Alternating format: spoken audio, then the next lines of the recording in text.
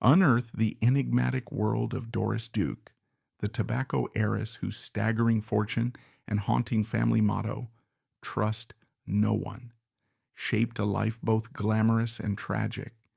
From inheriting billions to becoming a discreet yet transformative philanthropist, Doris defied every expectation. Yet her name remains etched in scandal, whispered in tales of lavish romances, possible cover-ups, and a legacy that still funds the arts and conservation projects today. Join us for an intimate look at a life brimming with wealth, controversy, and a restless search for human connection. Doris Duke was never meant to be ordinary. Her life was born from that rare and explosive combination of colossal wealth and deep-seated loneliness. She opened her eyes to the world on November 22, 1912, in New York City. Just as jazz began weaving its way into American culture and skyscrapers started puncturing the Manhattan skyline, everything about her origins practically screamed privilege. Her father was James Buchanan "Buck" Duke, a man whose name was inextricably linked to both American tobacco and hydroelectric power, and her mother, Nanaline Holt Inman, descended from Southern aristocracy. If a fairy tale ending had been guaranteed to anyone, you would have expected it to be guaranteed to Doris, the only child of a family so rich that her father could sign million-dollar checks like most people sign postcards. But fate, as it often does, had something far more complicated in mind.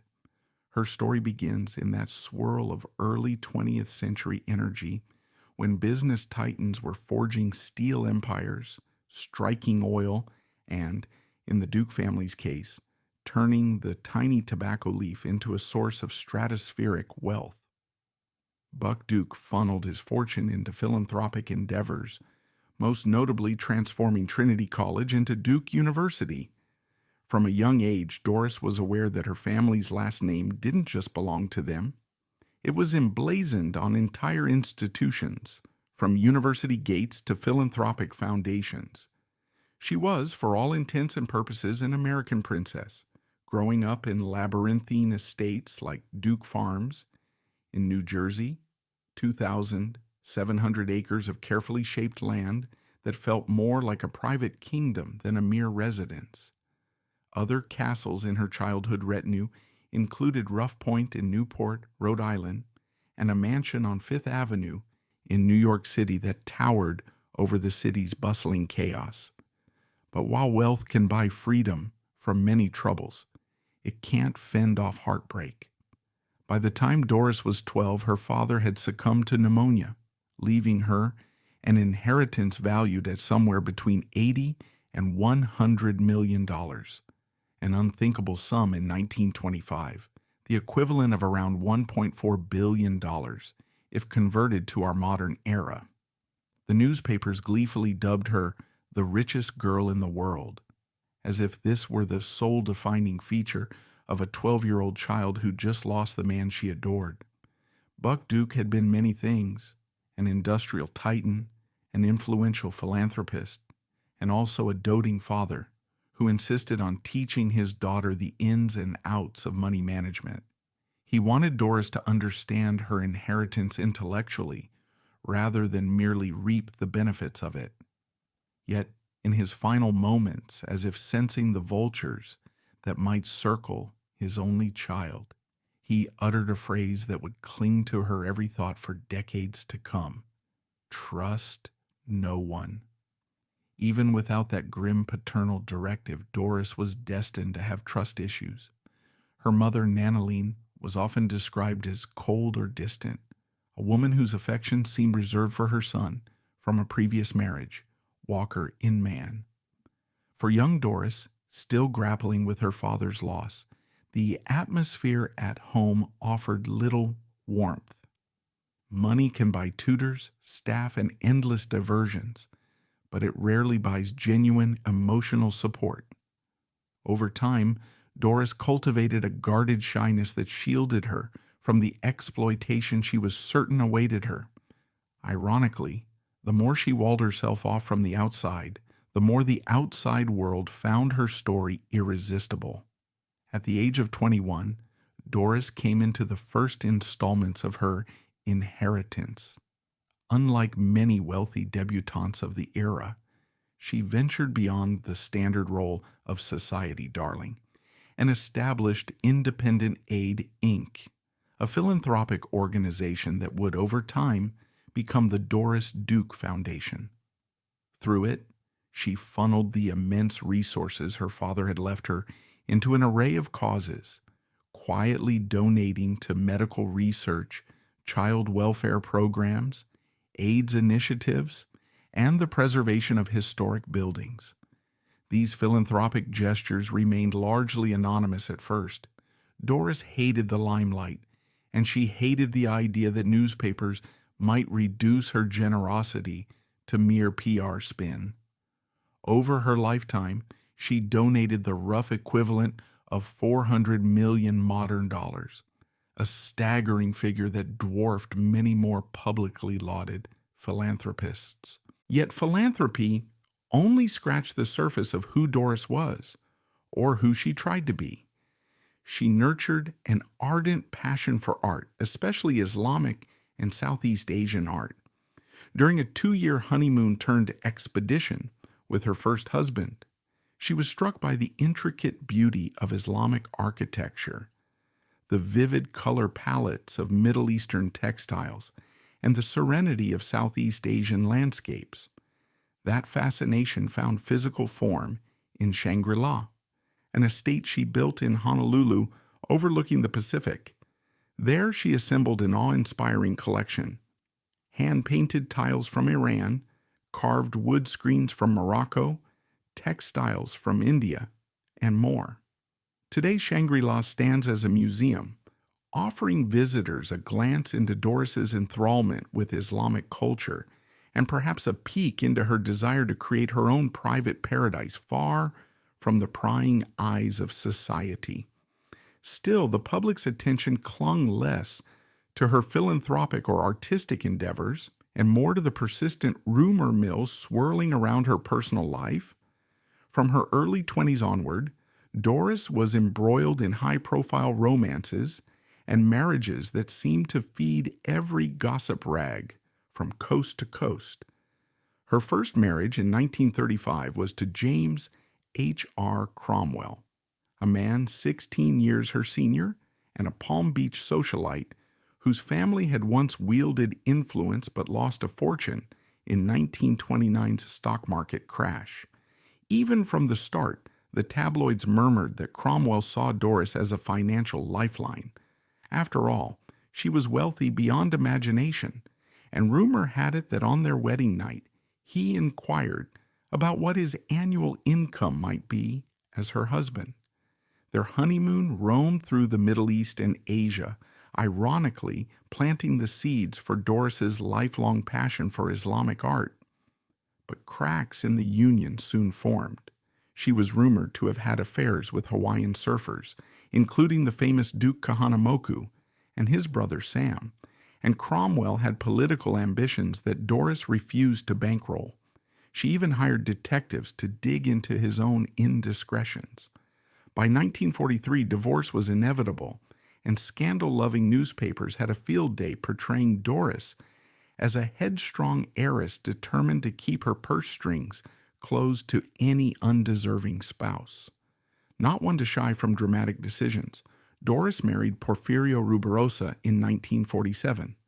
Known as Ruby, he was a Dominican diplomat with a playboy reputation that practically glowed in neon lights. He was so notorious for his charm and rumored sexual prowess that the word peppermill became an off-color reference to him in certain circles. Doris, infatuated, reputedly paid his then-wife, actress Danielle Derieux, a cool $1 million to expedite the divorce.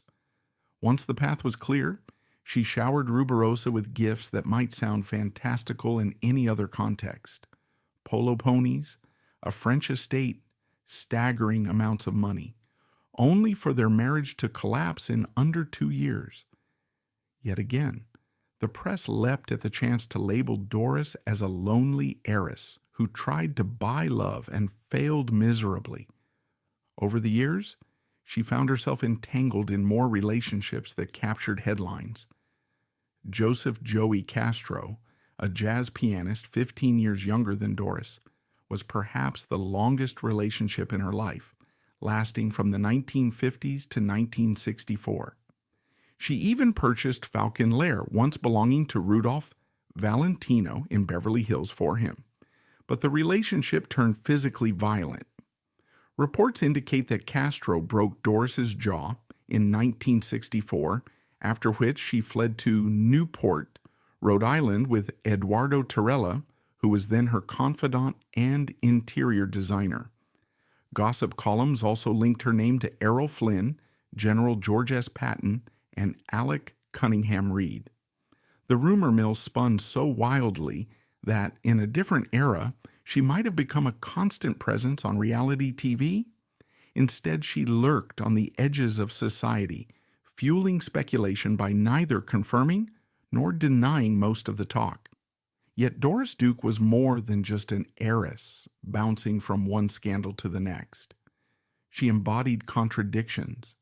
She played jazz piano well enough to impress professional musicians, did a brief stint as a war correspondent during World War II, and reportedly served as an operative for the OSS, the precursor to the CIA. She was a hands-on surfer under the tutelage of Duke Kahanamoku, slicing through Hawaiian waves while the press tried to photograph her in bathing suits that showcased her 6'1" frame. She was a woman who could glide seamlessly from a fashionable Parisian soiree to a gritty war zone if she so chose, though she often tried to keep such escapades under wraps. Wherever she went, the ghosts of her father's caution and her mother's neglect seemed to dog her steps. To the public, it might have looked like she was collecting experiences, and men the way she collected art, hungrily searching for something intangible that $100 million couldn't buy. But her real tragedies, and there were many, lay behind that shimmering facade. One of the most painful events was the premature birth and subsequent death of her daughter Arden in July 1940. Doctors told Doris she could never have another child, and the blow reverberated through her life. Telegrams hinted that the real father might not have been her then-husband Cromwell, but another man. Some whispered it was actually Duke Kahanamoku. Heartbroken and bereft of the opportunity to become a mother again, Doris found solace in what might be described as spiritual explorations, from psychics to mediums. Many years later, she believed she found her daughter's reincarnated soul in a young woman named Chandi Hefner, whom she adopted, only to later disown. That adoption fiasco in 1988 was a spectacle in its own right. Chandi Hefner, 35 at the time, had ties to the Hare Krishna movement and was known for working with polo ponies. Doris, in her private, grief-laden logic, came to believe that Chandi was a reincarnation of Arden. She lavished money, gifts, and affection on this new daughter figure, but the relationship deteriorated shockingly fast. By 1991, Doris had disowned Chandi, effectively removing her from the will. When Doris died, Chandi contested the will, thrusting the entire saga onto newspaper pages once more. To many onlookers, it was yet another glaring example of just how vulnerable Doris was to manipulative or opportunistic individuals. Others saw it as an extension of her haunted desire to fill a maternal void that had never healed. And then, of course, there was the incident that overshadowed much of her later life, the death of Eduardo Torella in 1966. By then, Torella had become integral to Doris's world, a trusted art advisor, decorator, and friend. As the story goes, he had just informed Doris he was leaving her employ to pursue opportunities in Hollywood. Witnesses claimed the two were arguing at rough point, her Newport estate. Moments later, while attempting to drive out in a rented station wagon, Doris mistook the accelerator for the brake, pinning Torella against the gates before crashing into a tree. He died instantly. The official police verdict was that the whole thing was a tragic accident. But the swirl of inconsistencies, missing police reports, and hush-hush hospital arrangements quickly led to speculation that she'd gotten away with murder, or at the very least, vehicular homicide. A 13-year-old paperboy reportedly heard 2 distinct impacts, fueling rumors that she may have struck Torella, reversed, and then struck him again. Torella's family sued for wrongful death and settled for $75,000, peanuts compared to Doris's vast fortune. The entire fiasco put a permanent crack in Doris's reputation. She avoided Newport for years, driven by guilt, shame, fear, or some combination of all three. To those who wanted a reason to mistrust her, the Torella incident was a smoking gun. Whether it was genuinely a terrible mistake or something more sinister, it forever colored how the public perceived her. Yet the swirl of scandal never drowned out her philanthropic legacy entirely. Doris established the Newport Restoration Foundation, saving over 80 colonial-era buildings from decay.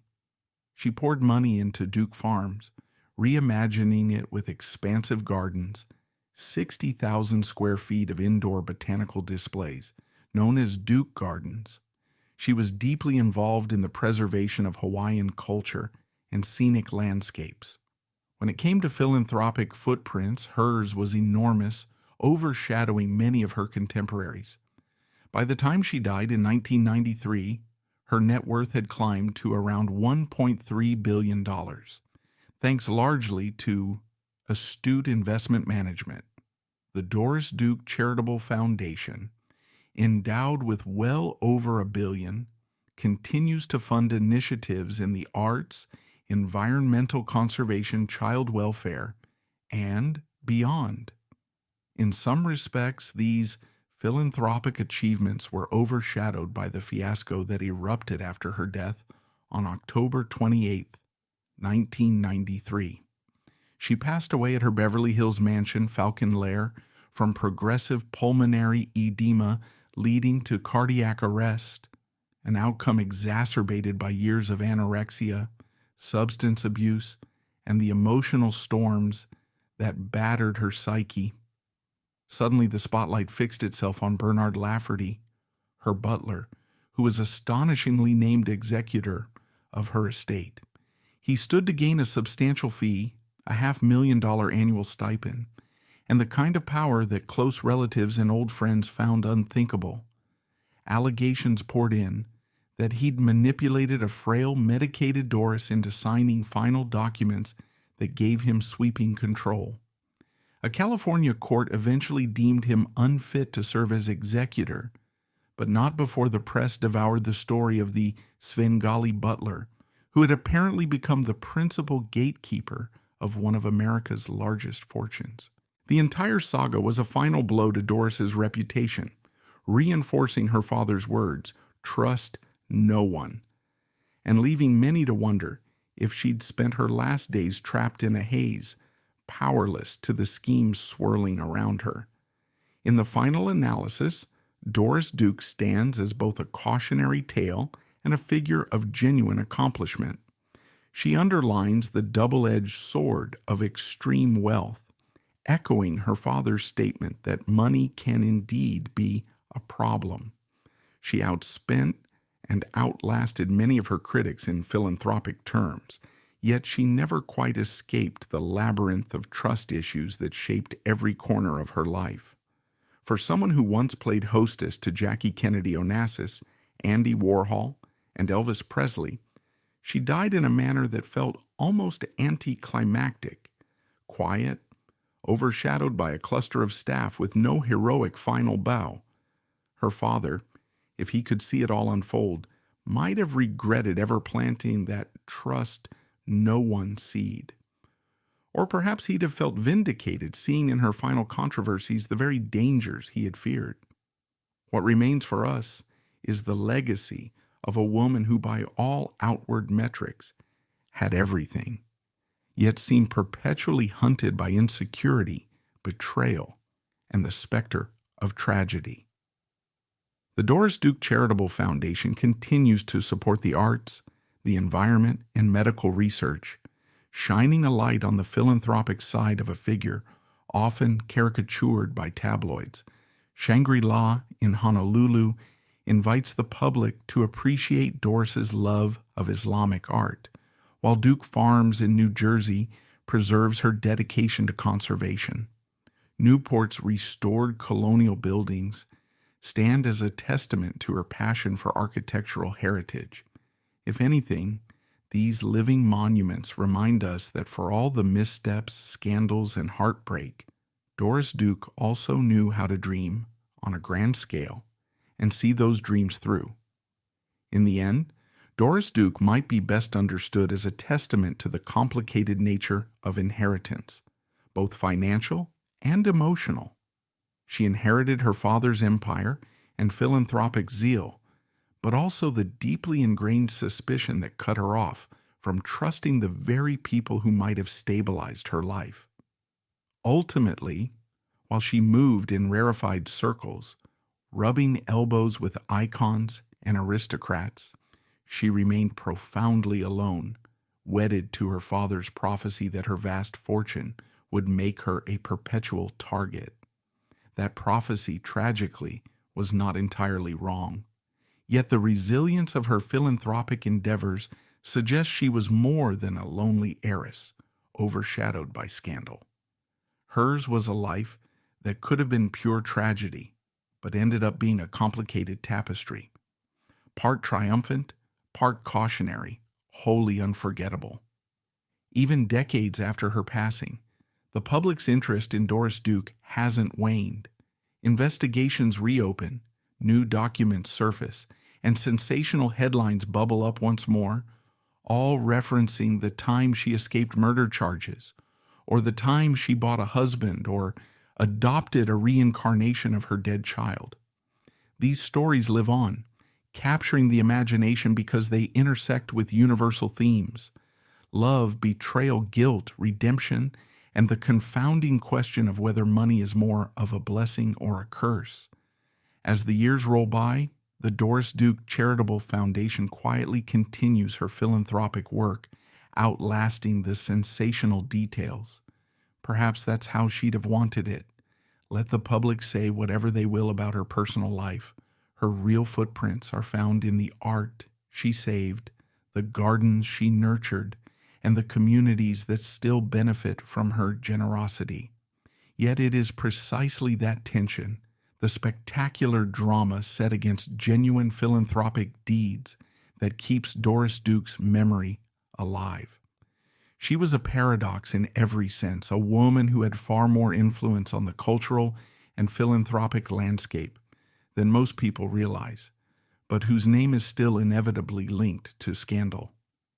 Today, visitors wandering the halls of Shangri-La, marveling at the shimmering tiles and the ocean views, or strolling through the meticulously preserved streets of Newport, might pause to consider the enigma behind these grand gestures. And in that reflection, they might sense the imprint of a restless spirit, an heiress forever seeking what no amount of money could secure, bridging the gap between unimaginable privilege and the very human longing to be accepted and truly loved.